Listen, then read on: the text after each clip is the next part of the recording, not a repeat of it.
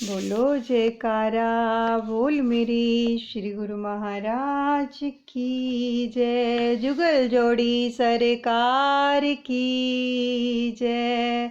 कृष्ण कन्हैया लाल की जय। सर्वप्रथम अपने सतगुरुदेव भगवान के श्री चरण कमलों में लाखों करोड़ों बार दंडवत प्रणाम करते हैं। राधे रानी और कृष्ण कन्हैया के चरणों में भी दंडवत प्रणाम करते हैं। और बड़े ही प्रेम से अब हम श्रीमद् भागवत जी का 9वां स्कंद का रसपान करने जा रहे हैं। तो बड़े एकाग्रचित होकर बैठेंगे, ध्यान श्री चरणों में लगाएंगे, हर एक श्वास श्वास में सुमिरन करते जाएंगे। सुमिरन को नहीं छोड़ना है। श्रीमद् भागवत जी श्री कृष्ण जी के साक्षात दर्शन हैं। विजुलाइज कीजिए कि प्रभु हमारे साथ ही विराजमान है। हरे रामा रामा रामा हरे हरे, हरे कृष्णा कृष्णा कृष्णा हरे हरे। 9वां स्कंद श्रवण कर रहे हैं श्री राम कथा का।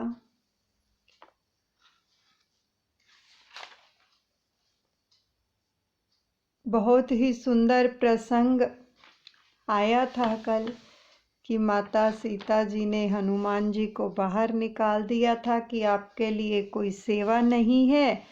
तो हनुमान जी ने चुटकी बजाने की सेवा ली थी कि जब राम जी को जमाई आएगी यानी उबासी आएगी तो मैं चुटकी बजाऊंगा।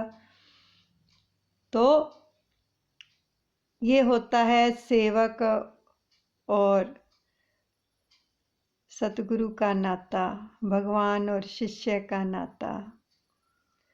श्री हनुमान जी के अंदर जो भक्ति भाव है अपने प्रभु श्री राम के लिए, वो प्रभु जानते हैं।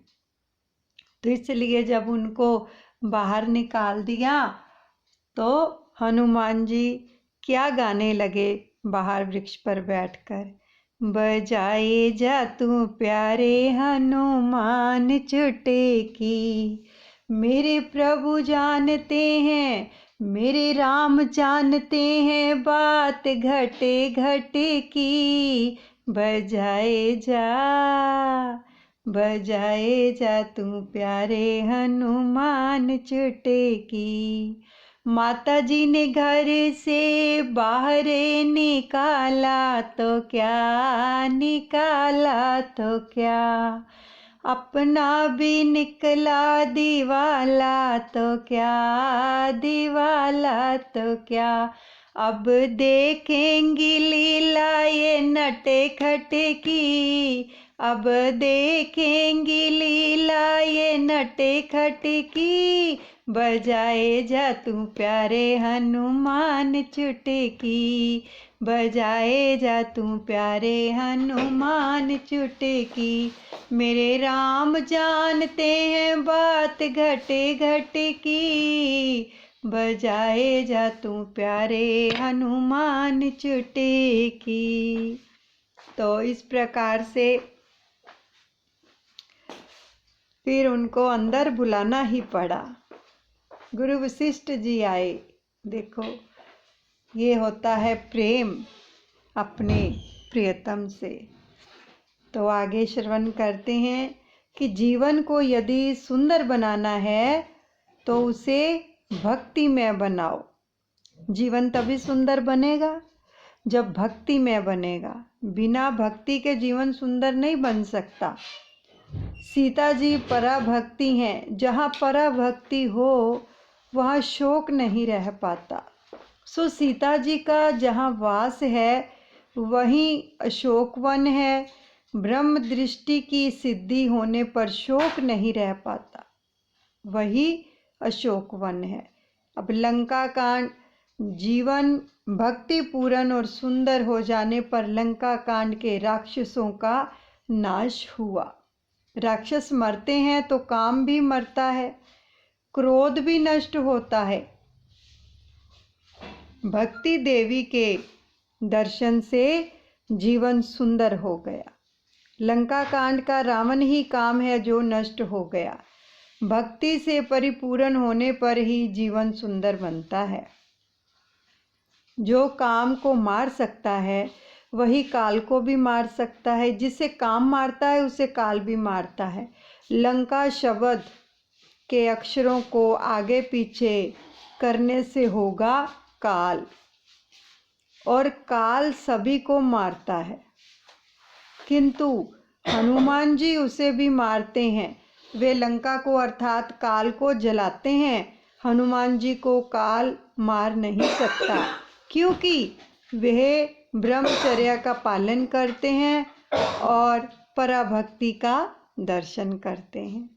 उत्तरकांड तुलसीदास जी ने इस कांड में सब कुछ भर दिया है। इस कांड में मुक्ति मिलेगा। गरुड़ जी और काकभुशुंडी के संवाद को बार बार पढ़ो। जब तक राक्षस काल का विनाश नहीं हो पाता तब तक उत्तरकांड में प्रवेश नहीं मिल पाता। उत्तरकांड में भक्ति की कथा है। भगत कौन है? भगवान से जो एक भी क्षण विभक्त नहीं रहता वही भगत है। जो एक क्षण के लिए भी प्रभु से विभक्त नहीं रहता, यानी उनको भूलता नहीं है अपने प्रभु को, वो ही भगत है। लेकिन हम जैसे कब याद करते हैं? जब कोई मुसीबत आती है या कोई विपदा आती है। क्या हम हर समय प्रभु को याद रखते हैं? जरा सोचें। अगर रखते हैं तो बहुत अच्छा, फिर तो हम भगत हैं। अगर नहीं रखते हैं तो अपने आप को ऐसा बनाएं कि हम प्रभु को हमेशा याद रखें। इसीलिए आपको कल भी ये निवेदन किया था कि हम सबको थोड़ी थोड़ी देर बाद ये अपने गुरुदेव से कहते रहना चाहिए, हे नाथ, हे भगवान, हे दादा गुरुदेव, मैं आपको भूलूं नहीं। तो पूर्व धर्म में जो रावण को मारता है उसी का उत्तरकांड सुंदर बनता है। वही वृद्धावस्था में राज्य करता है। जीवन के पूर्व कांड यौन अवस्था में काम को मारने का प्रयत्न करोगे तभी तुम्हारा उत्तराकांड सुधर पाएगा। सो जीवन को सुधारने का प्रयत्न युवावस्था से ही करना चाहिए। इसी प्रकार से 7 कांड मानव जीवन की उन्नति के 7 सोपान हैं। राम कथा सागर जैसी है। राम कथा अमृत कथा है, किंतु इसमें ही उलझे रहेंगे तो कन्हैया का बाप आएगा। शिव जी की भांति हृदय में राम का नाम रखोगे तो भी अच्छा ही रहेगा। हमेशा राम का नाम रटते रहो। हनुमान जी कहते हैं कि सबसे बड़ी विपत्ति यही है कि जब राम का सिमरन नहीं किया जाता। कह हनुमंत विपत्ति प्रभु सोई, जब तब सुमिरन भजन न होई। विपत्ति तभी आती है जब हमसे सुमिरन भजन नहीं होता, हम विमुख हो जाते हैं। देखो, बैठते हैं, बहुत सारे लोग सवाल करते हैं कि मन नहीं लगता, भजन में मन नहीं लगता, तो फिर जीभा से करो। चलते फिरते, उठते बैठते, सोते जागते, खाते पीते, हर समय जीभा से रटते रहो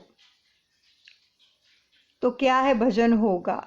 जब हम ये कहते हैं कि मन नहीं लगता तो मन को लगाने के लिए भी हमें दूसरा उपाय करना चाहिए।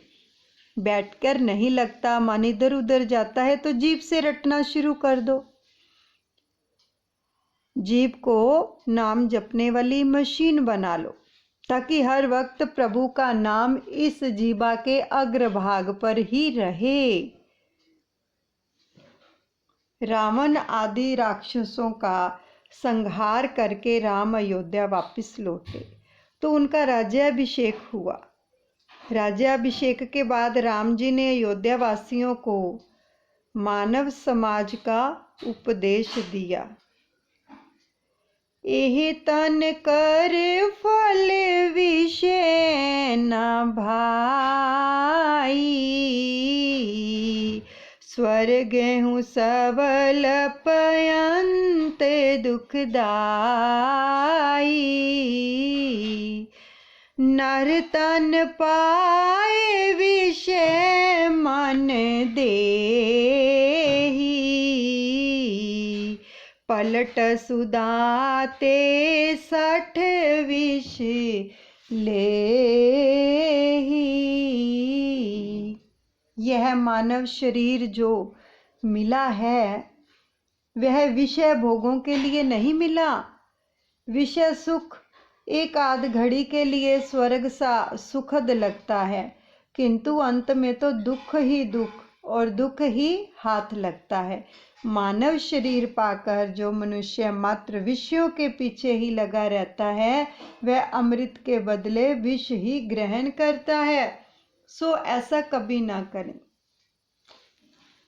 तमे भावे भजी लो भगवान, जीवन थोड़ू रहा। अर्थात भगवान को भाव से भजो, क्योंकि जीवन अब बहुत ही कम ही बाकी रह गया है। देखो बार बार प्रवचन आ रहे हैं, जीवन बहुत ही कम रह गया है। भगवान को भज लो, भजो। श्री राम जय जय राम, श्री राम जय जय राम, श्री राम जय जय राम। हे रघुनंदन तुम्हें प्रणाम, बोलो श्री राम जय जय राम, श्री राम जय जय राम। भगवान को भाव से भजो, क्योंकि जीवन अब बहुत ही कम बाकी रह गया है। भोगों उपभोगों से कभी शांति नहीं मिलेगी। राजा यताति, जो राजा ययाति थे, उनको ही देखिए कि उनका विवाह शुक्राचार्य की पुत्री देवयानी के साथ हुआ था। और एक बार देवयानी ने के साथ राजा जो थे वृषपर्वा की पुत्री जो थी शर्मिष्ठा तथा अन्य कई सखियां स्नानार्थ गई हुई थी। स्नान आदि से निर्वृत्त होने पर जब वे सब वस्त्र पहनने लगी तो जो शर्मिष्ठा ने भूल से देवयानी के कपड़े पहन लिए उसने, तो देवयानी ने क्रोधवश शर्मिष्ठा को बहुत सी जली कटी सुनाई। तो शर्मिष्ठा भी क्रोधित हो गई और उसने देवयानी के वस्त्र छीनकर उसे कुएं में फेंक दिया और सब चल दिए। अब मृग्या के लिए निकला हुआ राजा ययाति वहां आया तो उसने कुएं से चीख पुकार सुनी तो देवयानी को बाहर निकाला। देवयानी ने राजा से विवाह करने की इच्छा प्रकट की। तो इधर शुक्राचार्य ने अपनी पुत्री विषयक समाचार सुने तो वे जो थे वृषपर्वा के नगर की ओर चल दिए। उधर से वृषपर्वा भी गुरुजी से क्षमा मांगने के लिए आ गया तो गुरुजी ने अपनी पुत्री को प्रसन्न करने का प्रस्ताव रखा। अब देवयानी ने कहा, राजन, मैं विवाह के बाद भी जाऊं, जहां भी जाऊं, आपकी पुत्री शर्मिष्ठा को मेरी दासी के रूप में आना होगा। अब शर्मिष्ठा थी जो वो दासी बनकर राजा ययाति के आवास में आई। अब शुक्राचार्य ने राजा ययाति से शर्मिष्ठा के साथ विषय सुख भोगने की जो थी मनाही की थी। राजा ने शुक्राचार्य की आज्ञा का उल्लंघन किया तो गुरुजी ने उसे वृद्धवत दे दिया। ययाति ने प्रार्थना करते हुए गुरुजी से पूछा कि उसकी वृद्धावस्था कैसे दूर होगी। तो शुक्राचार्य ने कहा, यदि तेरी वृद्धावस्था को कोई अपना ले और तुझे अपनी युवावस्था दे तभी बात कुछ बन पाएगी। राजा ययाति ने अपने ही पुत्रों पुरु की युवावस्था ले ली और हजारों वर्ष विषय सुख का उपभोग किया, फिर भी उसे तृप्ति नहीं हुई। तो उसके मन में वैराग्य जागा तो उसने जगत को उपदेश दिया कि विषयों का उपभोग करते रहने से काम वासना कभी तृप्त या शांत नहीं होती है, किंतु जैसे अग्नि को घी की आहुति और भड़काती है, वैसे ही वासना उग्र हो जाती है। भोग उपभोगों से वासना अधिक जो है बढ़ती चली जाती है। तो मनुष्य का शरीर तो वृद्ध होता है, किंतु वासना तृष्णा कभी वृद्ध नहीं होती हैं। तो भोगों का नहीं, हमारा ही उपभोग हो जाता है, नहीं हम ही जीर्ण हो जाते हैं। भागवत तो गीता का भाष्य है और गीता जी के जो सिद्धांतों के दृष्टांत हमें भागवत देती है। अग्नि की भांति भोगों से कभी तृप्त ना होने वाला महापापी और बैरी है, काम शत्रु है। फिर भी राजा ययाति की भांति कई लोग उससे मित्र बनाने का प्रयत्न करते हैं और अंत में दुखी ही होते हैं। काम और क्रोध को कभी मित्र न बनाना, वे बैरी हैं, उनके साथ बैरी सा ही व्यवहार किया जाए। गीता में कहा गया है। भगवान ने प्रहलाद, अम्बरीश आदि के कई उदाहरण दिए हैं कि राजन, रतिदेव का चरित्र भी अद्भुत है। उसे जो कुछ मिलता था वह दूसरों को देता था। उसका जीवन ध्याय था कि चाहे उसे स्वयं कितना भी दुख क्यों ना होना पड़े, कितना भी दुखी क्यों ना होना पड़े, दूसरों को सुखी करता रहेगा। अब रतिदेव ने एक बार तो अपने प्राण को भी संकट में डालकर अपना भोजन पानी आदि सब कुछ छोरों को दे दिया और उसने कहा, मैं ईश्वर से 8 सिद्धियों से युक्त उत्तम गति की इच्छा नहीं करता, मुझे मोक्ष की कोई भी इच्छा नहीं है। मेरी तो मात्र इतनी ही इच्छा है कि मैं सभी प्राणियों के हृदय में बस जाऊं और उन सभी के दुख मैं ही झेलूं, कि जिसने उनको दुख, जैसे उनको दुख ना भुगतने पड़े। मेरी तो बस यही इच्छा है कि सभी प्राणी दुख मुक्त हो जाएं और उनका दुख मैं झेलूं। अंत में यदुराज के वंश का वर्णन है। यदुराज का वंश दिव्य है। इसी वंश में श्री कृष्ण ने जन्म लिया। और राजन सावधान हो जाओ, इस वंश की कथा का जो भी श्रवण करेगा उनके वंश की वृद्धि होगी। यह हरि वंश की कथा है। आहुक के यहाँ 2 पुत्र हुए, देवक और उग्रसेन। अब देवक ने 7 कन्याओं का विवाह वासुदेव के साथ किया। वासुदेव देवकी के यहाँ 6 बालक हुए। रोहिणी के 7वीं संतान हुई। बलराम और 8वीं संतान के रूप में जन्म लिया भगवान श्री कृष्ण ने। परमात्मा जब पृथ्वी पर आते हैं तब भार तो बहुत उठाना पड़ता है, किंतु वे धर्म की संस्थापना और अधर्म के नाश के हेतु अवतार लेते हैं। भगवान श्री कृष्ण 14 वर्ष मथुरा में रहे और द्वारिका में वास किया। वे द्वारिकानाथ बने। पृथ्वी पर से अधर्म का भार जो दूर करने के लिए उन्होंने पांडव कौरवों के साथ युद्ध का आयोजन किया। इसी प्रकार 9वें स्कंद की समाप्ति में संक्षिप्त कृष्ण कथा कही गई है। बहुत ही सुंदर प्रसंग है ये 9वां स्कंद जो आज समाप्त हुआ है। कल हम 10वें स्कंद का जो है रसपान करेंगे। तो इसी के साथ ही ये स्कंद समाप्त होता है।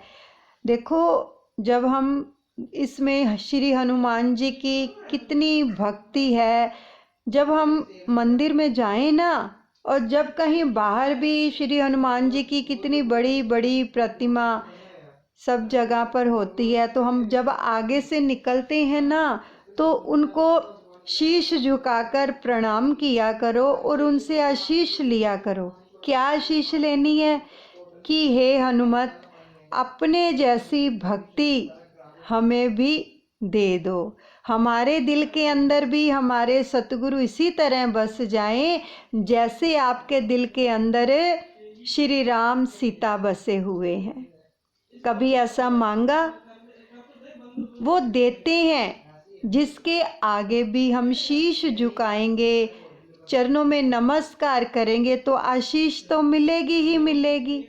तो इसलिए मांगो, क्योंकि वो उन्होंने भक्ति इतनी ज़्यादा की है कि इतनी भक्ति की है कि अपने हृदय के अंदर प्रभु राम सीता को विराजमान कर लिया।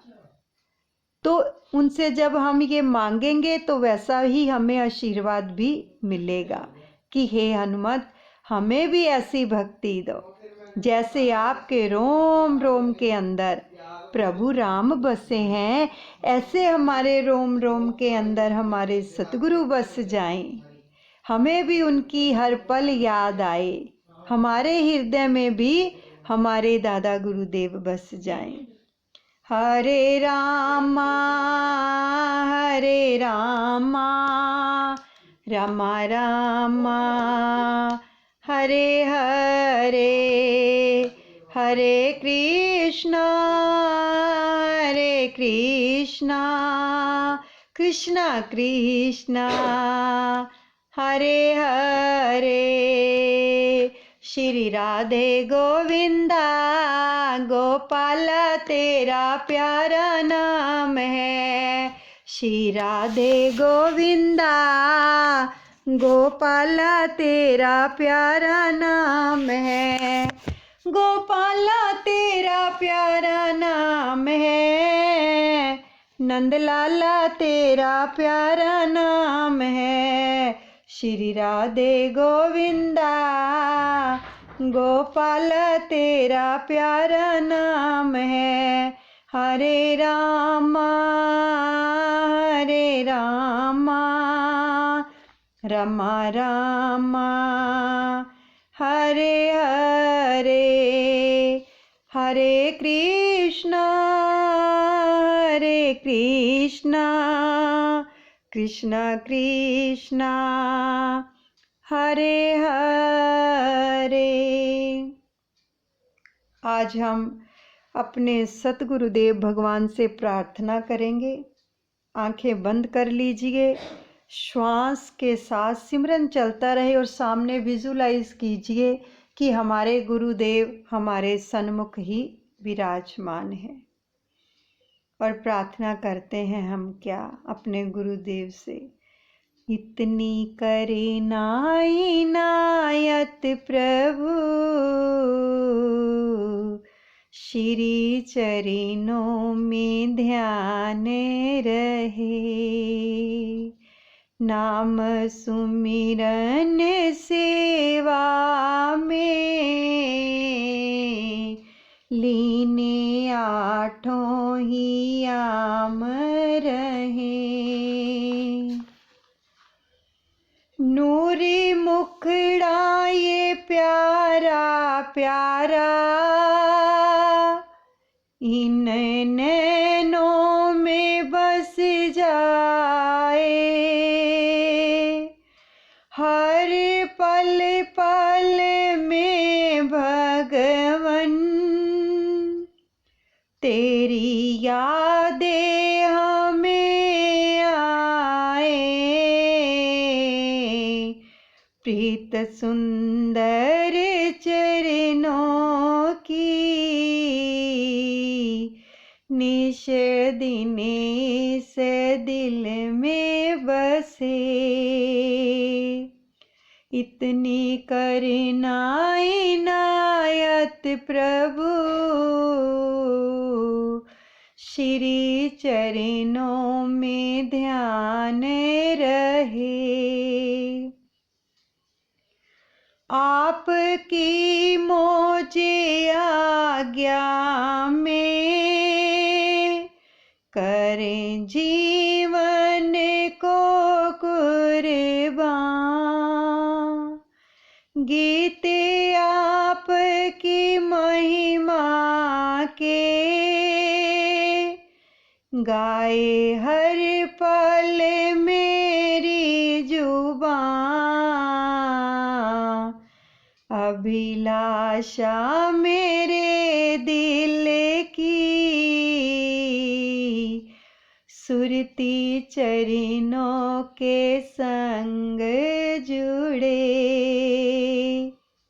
इतनी करना इनायत प्रभु श्री चरणों में ध्यान रहे। हर कदम कदम पर तुम बनना मेरे राहबर,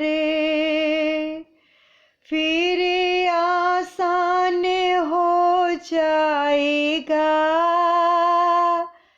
जीवन का ये सफर।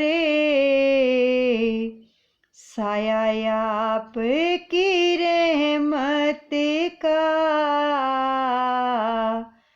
हर क्षण संग साथ रहे। इतनी करना इनायत प्रभु श्री चरणों में ध्यान रहे। हमरी गलतियों को भगवान कभी दिल पर लाना ना। हमरी गलतियों को दादा गुरु कभी दिल पर लाना ना। जान करे अपना सेवक हमें जल्दी दर्श दिखाना जी। श्री चरणों में बारंबार ये दास विनती करे। इतनी करना इनायत प्रभु श्री चरणों में ध्यान रहे। नाम सुमिरन सेवा में लीने आठों ही आम रहे। बोलिए सतगुरुदेव भगवान की जय।